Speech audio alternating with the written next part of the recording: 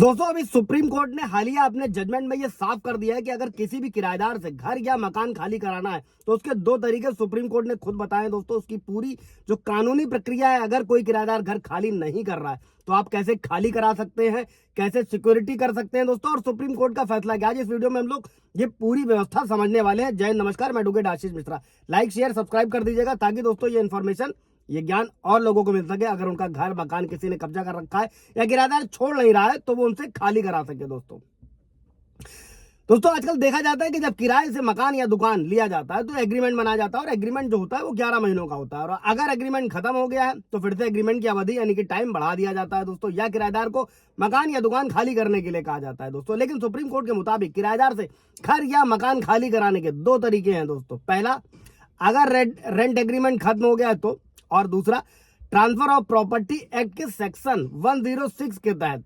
कानूनी नोटिस भेजकर जो है मकान मालिक जो है वो लीज को रद्द कर सकता है और खाली करा सकता है दोस्तों। लेकिन अगर किराएदार मकान या दुकान खाली ना करे तब क्या करना है दोस्तों।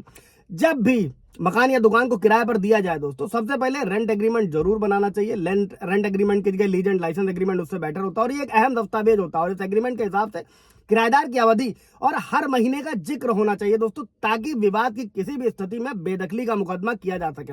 बेदखली को भी समझेंगे दोस्तों कि किराएदार को आप कैसे घर खाली कराने के लिए बेदखल कर सकते हैं। और जब भी रेंट एग्रीमेंट बनाया जाए तो उसमें मकान या दुकान के खाली करने की कोई शर्त जरूर होनी चाहिए, ताकि कोई विवाद होने पर आपके पास सबूत रहे दोस्तों। और अगर किराएदार का रेंट एग्रीमेंट खत्म हो गया था तो ट्रांसफर ऑफ प्रॉपर्टी एक्ट के सेक्शन 106 के तहत मकान मालिक जो होता है वो कानूनी रूप से लीज को रद्द कर दे दोस्तों। इसके बावजूद मकान या दुकान अगर खाली नहीं किया गया तो जिला कोर्ट यानी कि सिविल कोर्ट में बेदखली का मुकदमा दायर किया जाना चाहिए दोस्तों। और किसी भी किराएदार को मकान या दुकान को किराए पर देने से पहले जो रेंट कंट्रोल एक्ट होता है दोस्तों, उसी के तहत कार्यवाही की जानी चाहिए। इस रेंट कंट्रोल एक्ट को भी इस वीडियो में अभी समझते हैं दोस्तों। और मकान खाली कराने के लिए सबसे पहले एक वकील की तरफ से नोटिस भिजवाया जा सकता है। अभी सुप्रीम कोर्ट का जजमेंट क्या है, बड़ा फैसला क्या है, उसको समझ लेते हैं दोस्तों।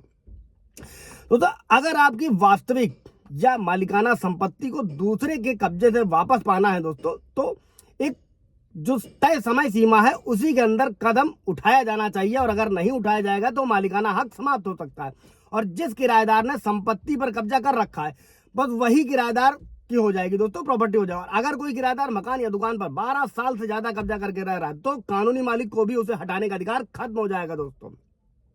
और ऐसे में जो कानूनी अधिकार है दोस्तों ये किराएदार को मिल जाएगा। और एक बार किराएदार को मालिकाना हक अगर मिल गया तो फिर उसे हटाने के लिए कानून के अनुच्छेद 65 के दायरे में रहकर इसका इस्तेमाल किया जा सकता है दोस्तों। और इसलिए किसी भी किराए पर मकान या दुकान देते समय rent agreement, house rent bill जैसी जितनी भी कानूनी कार्यवाही है उन्हें पूरा किया जाना चाहिए, जिससे ज्यादा परेशानी ना उठानी पड़े।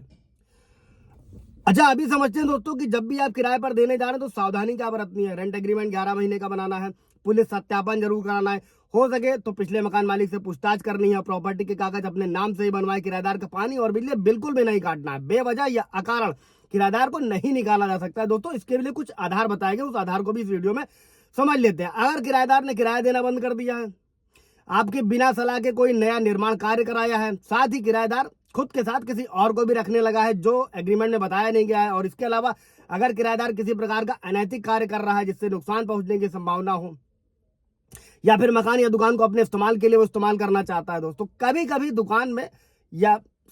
कभी मकान या दुकान खाली करवाना आसान नहीं होता है दोस्तों। कई सारे व्यूअर्स के भी सवाल रहते हैं, उसको भी समझ लेते हैं।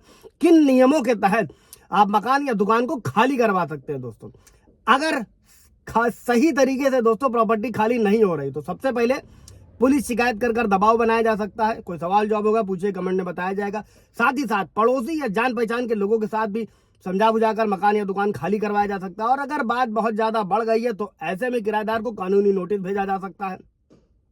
इसके अलावा किराएदार से अगर बहुत परेशान हो चुके हैं तो सिविल कोर्ट में याचिका डाली जा सकती है, और इसमें सुनवाई में अधिकतर मकान मालिक के पक्ष में ही होती है। इससे प्रॉपर्टी जल्दी खाली हो जाती है दोस्तों। अभी एक व्यूअर्स का भी सवाल था कि उन्हें प्रॉपर्टी पर मतलब बंटवारा होने के बाद में कब्जा मिल गया था, बट वो कब्जा पा ही नहीं रहे, वहां पे कोई और बना रहे। देखिए, जब भी सिविल सूट से बंटवारे में कोई प्रॉपर्टी मिल गई है तो आप नया कानून है भारतीय नागरिक सुरक्षा संहिता की धारा 164 के तहत एसडीएम कोर्ट में आवेदन दे सकते हैं, तत्काल कब्जा हटा दिया जाएगा। इसके बाद में बढ़ते हैं दोस्तों कि सुप्रीम कोर्ट का एक बहुत बड़ा जजमेंट है किराएदारों के खिलाफ उसको भी इस वीडियो में समझ लेते हैं दोस्तों। सुप्रीम कोर्ट के फैसले के अनुसार अगर मकान मालिक अपने किराएदार से परेशान है, बहुत समझाने के बाद भी मकान खाली नहीं कर रहा है, तो ये गलत है। और मकान या दुकान अगर मकान मालिक के नाम पर रजिस्टर्ड है तो ऐसी स्थिति में आप बलपूर्वक किराएदार से मकान खाली करा सकते हैं। और ये जो बलपूर्वक हटाने का प्रावधान है खुद सुप्रीम कोर्ट ने किया, बशर्ते कि यहाँ पर बल को परिभाषित नहीं किया गया। सुप्रीम कोर्ट ने कहा है कि जितनी भी बल की आवश्यकता हो उतने ही बल का उपयोग करें, अति उत्साही होकर कार्य करने से बचा जाए। और इस मामले के लिए कोर्ट जाने की आवश्यकता नहीं है, यदि हो सके तो बाहरी मामला सुलझा लिया जाए। बलपूर्वक मकान या प्रॉपर्टी को खाली करा सकते हैं और इसकी व्यवस्था नए कानून में भारतीय न्याय संहिता की धारा 41 में भी किया गया है। दोस्तों उसका भी पूरा ब्रीफ वीडियो बना हुआ है, आप जाकर देख सकते हैं। इस धारा के तहत भी आप ताकत का इस्तेमाल करके अपनी संपत्ति को किसी के भी कब्जे से छुड़ा सकते हैं। कोई सवाल जवाब होगा दोस्तों पूछिएगा। Thank you.